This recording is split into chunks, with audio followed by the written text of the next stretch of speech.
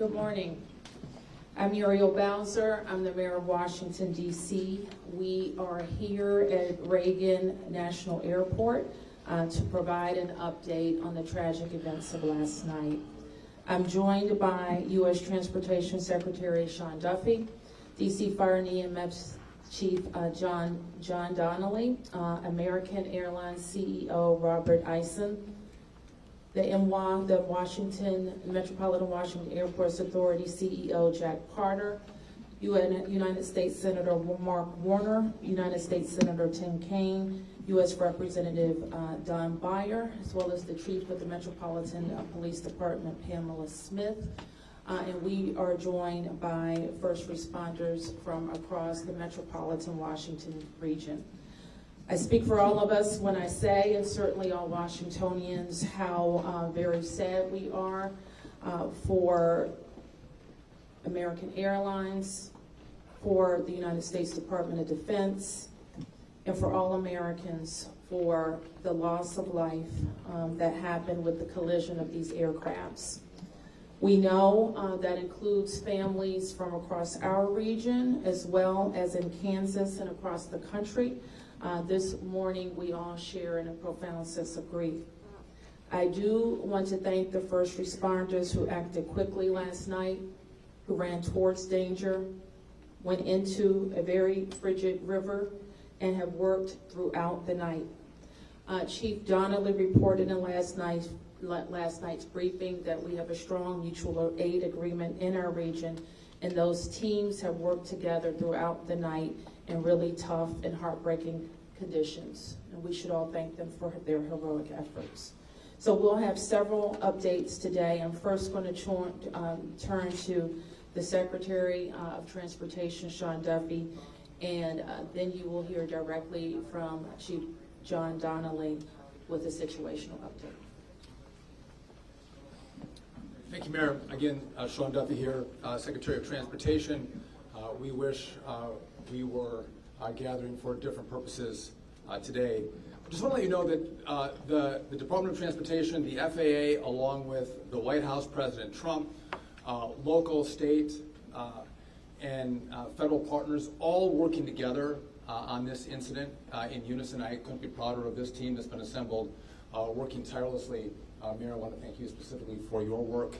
A few details I'd like to give all of you, and some of you reported this, but last night, if you live in the DC area, you would know that this was a clear night last night. The helicopter was in a standard pattern. If you live in the DC area, you'll see helicopters up and down the river. This flight pattern is seen oftentimes when you live in DC. This was a standard flight pattern last night as well. The American Airlines flight coming into land was in a standard flight pattern as it was coming into DCA. So this was not unusual with a military aircraft flying the river and aircraft landing at DCA.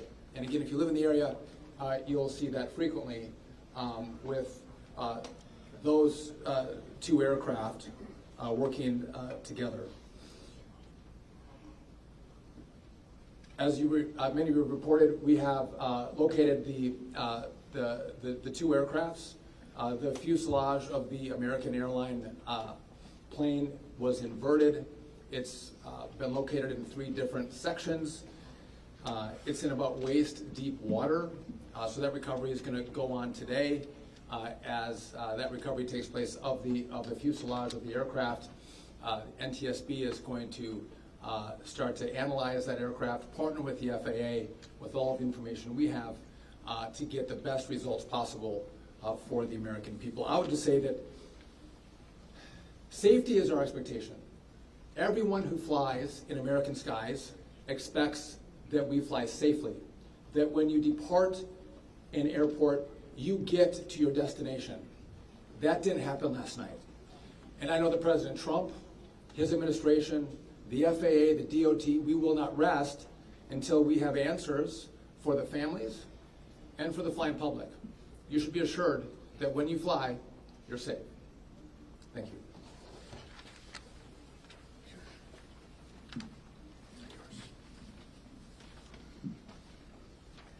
Thank you, Secretary. Thank you, Mayor. I'm joined today with Fire Chief Bonnet from the Metropolitan Washington Airports Authority, and I'm John Donnelly, Chief of the District of Columbia Fire and EMS Department. Last night at 8:48, the control tower sounded an alert, which alerts responders to respond to a report of an aircraft crash on or near the airport. That sets off an immediate response from the Airport Authority Fire Department, from the District of Columbia and Metropolitan Harbor Patrol fire boats and other fire boats on the river in order to support that type of operation. Very quickly, this call escalated. It became apparent, the responders realized that they had a plane crash and immediately escalated to a response that ultimately included about 300 people last night. These responders found extremely frigid conditions. They found heavy wind. They found ice on the water, and they're operated all night in those conditions. I'd like to take a moment to acknowledge the agencies that responded in addition to DC Fire and EMS and the Metropolitan Washington Airports Authority: Montgomery County Fire Department, the Prince George's County Fire Department, the Charles County Fire Department, the Baltimore County Police Department, the Anne Arundel County Fire Department, the Alexandria Fire Department, the Arlington County Fire Department, the Fairfax Fire Department, the Prince William Fire Department, the Baltimore City Police Department, the Maryland State Police, the Maryland Natural Resources Police, the Department of Defense, the Joint Base in Bowling Fire Department and the staff there, the U.S. Army, the U.S. Coast Guard, the United States Park Police, the Metropolitan Police Department, the FBI, and the NTSB. Despite all those efforts, we are now at a point where we are switching from a rescue operation to a recovery operation. At this point, we don't believe there are any survivors from this accident. And we have recovered 27 people from the plane and 1 from the helicopter. The District Office of the Medical Examiner has lead on reuniting these bodies and these people with their loved ones, and we will continue to work to find all the bodies and collect them and reunite them with their loved ones. We should also acknowledge that the Virginia Medical Examiner and the Army Medical Examiner are involved in this operation and a very important part of getting people identified. So.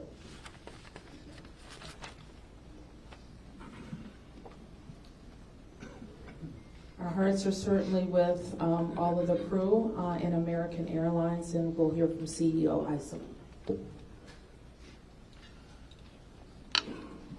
Thank you, Mayor. Good morning. I'm Robert Isom, the CEO of American Airlines. I want to express my sincere condolences for the accident that happened at DCA last night. We're absolutely heartbroken for the family and loved ones of the passengers and crew members, and also for those that were on the military aircraft. Our focus right now is doing everything that we can to support all of those involved and also the PSA Airlines team. This is devastating. We are all hurting incredibly. We urge any family and friends looking for information about their loved ones to call our designated helpline, and that's at 1-800-679-8215, 1-800-679-8215. And here's what I can share at this early stage. American Eagle Flight 5342, operated by PSA Airlines, traveling from Wichita, Kansas to Reagan National Airport, was involved in an accident just before 9 p.m. local time on final approach into Reagan National. It collided with a military aircraft on an otherwise normal approach, and at this time we don't know why the military aircraft came into the path of the PSA aircraft. Flight 5342, a CRJ 700, was under the command of 4 crew members. They carried 60 passengers, as you know, for a total of 64 people on board. In addition to local resources already here in DC, American Airlines has activated our care team, and that's a group of specialists that are trained to support these types of responses. These team members are on site or arriving soon. And additionally, we have members of our GO team that are on ground here in DC, and they're being deployed with resources to do everything that we can to take care of the needs of the families and the loved ones of the passengers and crew members. And that is our sole focus. And we're so grateful for the first responders. They've been working through the night, courageous efforts. We're actively working with local, state, and federal authorities on emergency response efforts and closely coordinating with PSA Airlines as they cooperate fully with the NTSB on the investigation. I know that there are many questions. At this early stage, I just won't be able to answer many, but we'll provide additional information as it comes. Thank you. I want to introduce the Metropolitan Washington Airports Authority CEO, Jack Carter. The authority manages Reagan National Airport and Dulles International. Good morning and thank you, Mayor. First, let me begin by expressing our condolences for all the victims of this flight and for their families. There's a lot of grieving going on, and so we're very sympathetic to that. I want to echo what was said about the first responders. When there's a problem in this area, everybody drops everything and they rush to wherever the problem is. So I want to thank the chief, the entire team from Washington, D.C., but just as important, the list of folks that the chief described. The federal authorities have been here en masse, and so a lot of effort was brought to bear. Unfortunately, we weren't able to rescue anyone, but we are in the recovery mode right now. And I just want to, last night I expressed the fact that we hope to open at 11 o'clock today, and that is still the case. We're going to open the airport at 11 o'clock. And again, condolences to the families, and thanks to the many, many who are still out there working very, very hard to complete this recovery. Thank you, Mayor. I do want to acknowledge that the Virginia Transportation Secretary is here, in addition to the Alexandria Mayor, and I will like to ask members of the Virginia congressional delegation to the podium next. U.S. Senator Mark Warner, followed by Tim Kaine and Representative Don Beyer. Thank you, Mayor. I want to join with everyone else and express my condolences for the victims. For folks who don't live in the DMV, we are made up of a lot of jurisdictions. Reagan Airport's in Virginia. Across the river we have Maryland, obviously the district, but as been indicated by the chief, when tragedy happens, all those distinctions between the various jurisdictions and our federal partners all disappear. And I want to again thank all the first responders. On a personal note, I'll just add that literally I now know I was coming back from the district from a dinner to my home in Old Town Alexandria. And while I did not see the collision, I wondered, I'd never seen this many red lights streaming towards the airport and across the river in Maryland at this time. My phone started blowing up and I realized that this accident had taken place. There'll be a time to figure out, I know NTSB will have a briefing later in the day, but to the victims, our condolences. To the first responders, our thanks. The sorrow, thanks, and questions. So sorrow, as all have expressed, to the crew, to the passengers, to the soldiers, to their families, to their friends, to their loved ones, to people who are still trying to get information and unsure whether their loved ones have been lost. We offer our profound condolences to them and our sorrow for this tragedy. Thanks, I'll echo, Mayor, what you began with. When you see a challenge like this and you see people from so many different agencies, local, state, federal, with different uniforms, different badges, but working in such a coordinated way, even in the midst of a tragedy, it does give you a sense of appreciation and pride in people's willingness to come to the danger and work together. And I started to see that as a local official 30 years ago in Richmond, and definitely have seen it here. And then finally, questions. There are going to be a lot of questions, obviously, a lot of questions. And that's what the NTSB's job is to be an independent investigator of incidents like this. And they are here. We were in dialogue with them earlier today. They've been here since they got the alert, and they will be doing the work and playing lead in answering the many questions that we have. And that's as it should be. It's not a time to speculate. It's a time to investigate and get answers to the questions we need. And I have confidence that will be done. Thank you.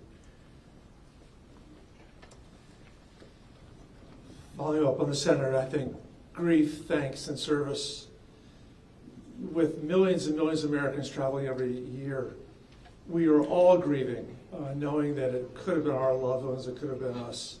And our hearts go out to all those who've lost folks. In a most partisan place also, I'm really thankful that Democrats and Republicans, people from all over, have come together to try to make sure that people are served. As a local representative, I want the families to know that our office is available to serve you in any way we possibly can through this time of grief and transition and loss.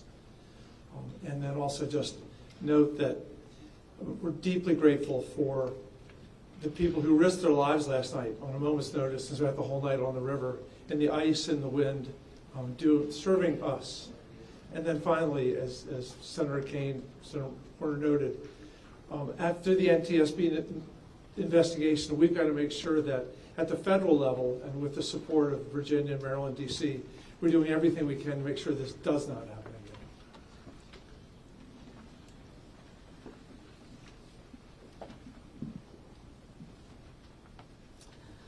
So with that, it's been said already that the National Transportation Safety Board becomes the lead agency in the investigation.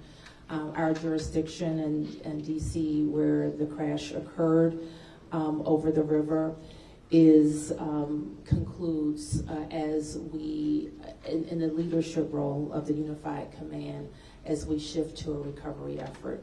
We expect the National Transportation Safety Board to provide briefings to the press later in the day. So at this point, we can take a few questions. Yes? Can you say without a shadow of a doubt that people are safe to fly? What we can talk about today is what happened here with the collision of these vehicles. We've said what we know, and that the National Transportation Safety Board continues to investigate. I don't know that any of us have been briefed on anything that would suggest any other aircraft are implicated. Yes? You're still missing 30 plus people in the water. What are some of the challenges in recovering them right now? Chief? So the rescue operation, or the recovery operation, goes on. It's a lot of touch and feel in the different parts of the plane and the helicopter, and the crash area is a little spread out, so we've got some work to do. And I think it's a pretty normal type of situation. I don't think it's extraordinary. How spread out is this debris field? So the wind started blowing last night, so we've had debris travel from the airport down as far as the Wilson Bridge. Mile-wise, how far is that? I couldn't tell you. Okay. Less than a mile. This is a question for CEO Carter. You're going to open the airport at 11 o'clock this morning. How are you going to do that? And what impact is that going to have on operations, on passengers, on people's anxiety? How are we going to do this? Well, we're going to open the airport at 11 o'clock. It's safe. We've worked with all the federal agencies, FAA, and it's been determined that we can open that airport safely. The recovery effort that's on our property is on the waterfront. Our primary runway, 119, will be open. It's away from any activity. We're going to have a secure area around that, so all are comfortable that we can get back to operations. Now, each airline will announce or communicate to their passengers what their operations are going to be. Obviously, their networks were disrupted overnight, and so we might have a slow recovery, but the bottom line is we will begin to have aircraft move in and out of this airport at 11 o'clock.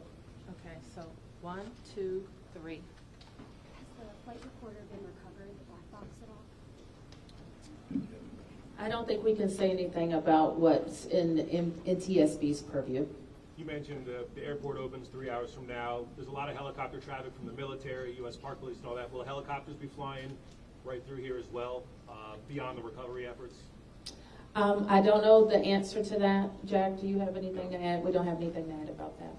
Yes. This is for Secretary Duffy. Can you reassure Americans that the U.S. still has the safest airspace in the world?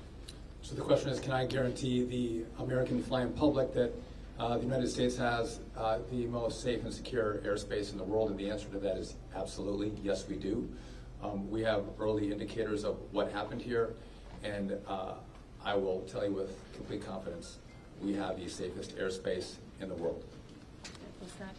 When it comes to informing these families who've tragically lost their loved ones, what has that looked like so far? Have any of them been informed?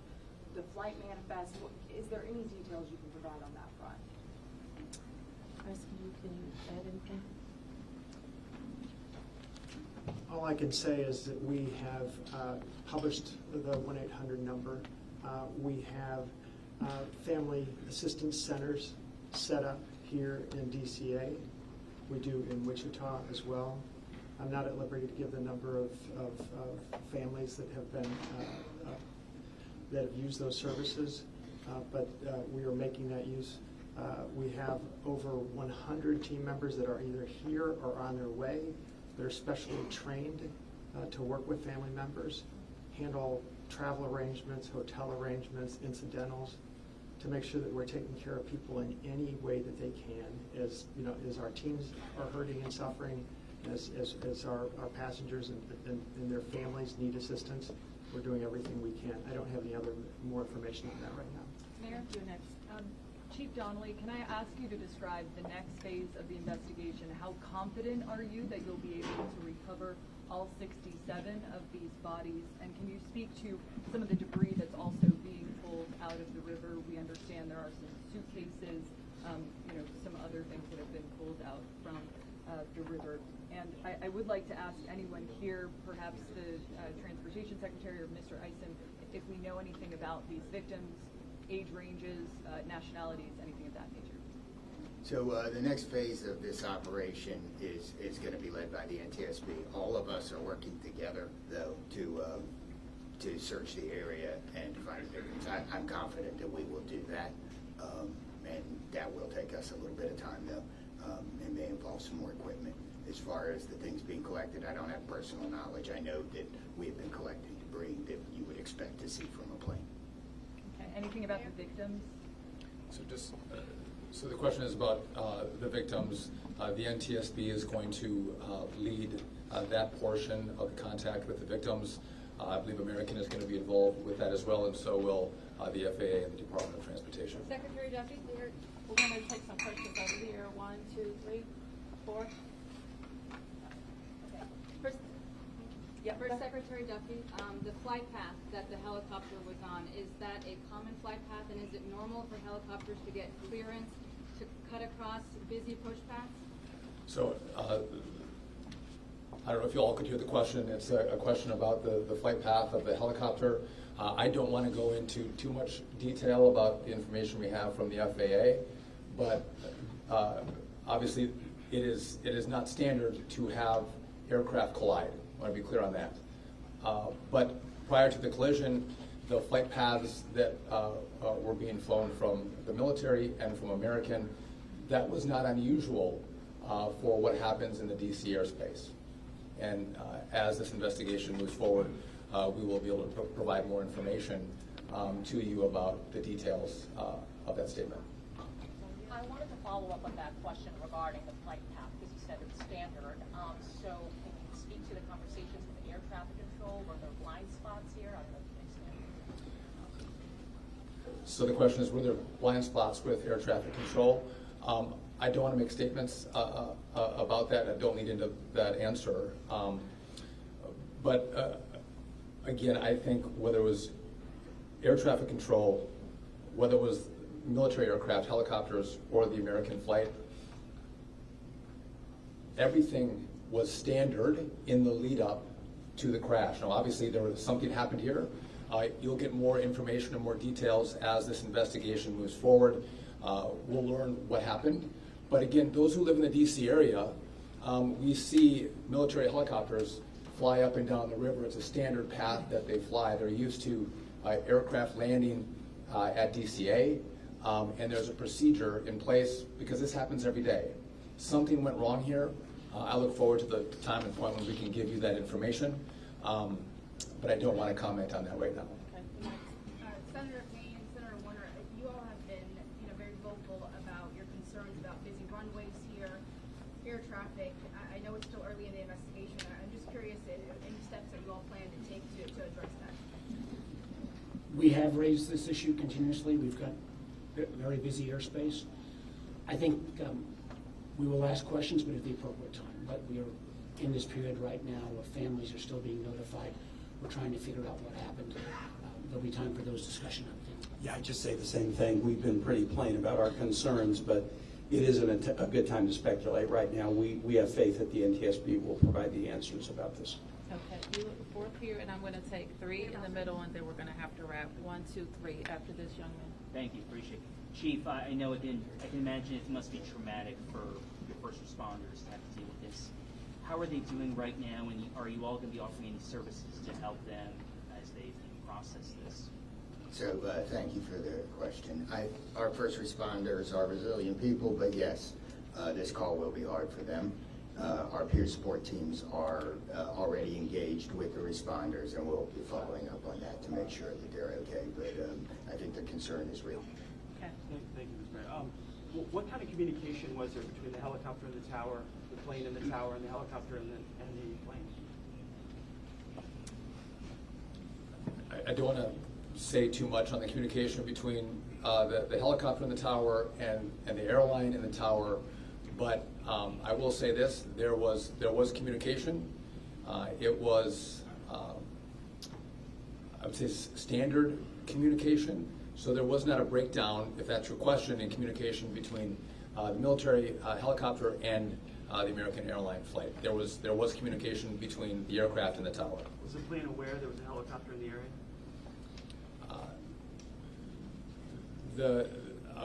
I would say the helicopter was aware that there was a plane in the area. You mentioned that. So the president, you said yesterday that you called into the briefing room. Has he returned to the briefing room since then? Have you spoken? Also a question about the National Security Advisor, Mike Waltz. He's saying that there was 30 bodies that have been recovered. That he just said that at the White House. Curious, I know you're in this presser right now, so that's hard for you to update, but I do have the question posed in the briefing room. I can get the body. So in terms of body recovery, as we recover bodies, we have a process, and we're not counting any bodies until they're in the possession of the medical director. So there may be some fluctuating in numbers that other people would report, but our numbers from the medical examiner. So just in regard to the president in the briefing room, I've been with this team for the last hour plus as we've worked through the details of information we wanted to give you. But it is my understanding that either this morning he was going to be in the situation room, or the situation room is obviously briefing the president. He has been kept in full appraisal of what is taking place. Okay, last two, you, and you, ma'am, first. You mentioned that the aircraft were on a standard flight pattern. Just curious, when the airport opens at 11 today, will planes be on that flight pattern again, or are they being directed to fly a different way to land? Jack, do you want to? Okay. Well, I mean, safety is paramount, and I don't have that information quite yet from the FAA, so I don't want to provide information I don't want to provide an answer or inaccurate information on what routes will be flown out of DCA. Okay, last one. Two questions really quickly. What do you know about the experience and history of the pilots of both the American Airlines plane and the Army Black Hawk helicopter? And then for Secretary Duffy, last night the president had said that this could have been prevented and questioned why air traffic control didn't tell a helicopter what to do. Is that something that investigators have determined should have happened in this situation? Secretary, just quickly, I don't have a lot of information to release, but these are experienced pilots. I know that the captain had 6 years with PSA, or almost 6 years with PSA, and the first officer almost 2 years. Again, standard approach, and that's about all I can say. Thank you. In regard to the military, I don't have information in regard to the experience of the military pilots. I would just note that this was classified as a training mission. Sometimes people could think that a training mission is someone who is inexperienced in the cockpit. We call these missions that are flown in the DC area as our pilots are getting hours in experience training missions. So don't read into that we had how many hours the pilots on a military aircraft had. And you had another question for me that was. Last night, the president had said that this could be prevented, and also that air traffic control, questioning why they may not have communicated with the helicopter, telling them what to do. So we are going to wait for all the information to come in from this vantage point, but to back up what the president said, what I've seen so far, do I think this was preventable? Absolutely. Thank you. Is there an acting FAA director? Thank you, everyone.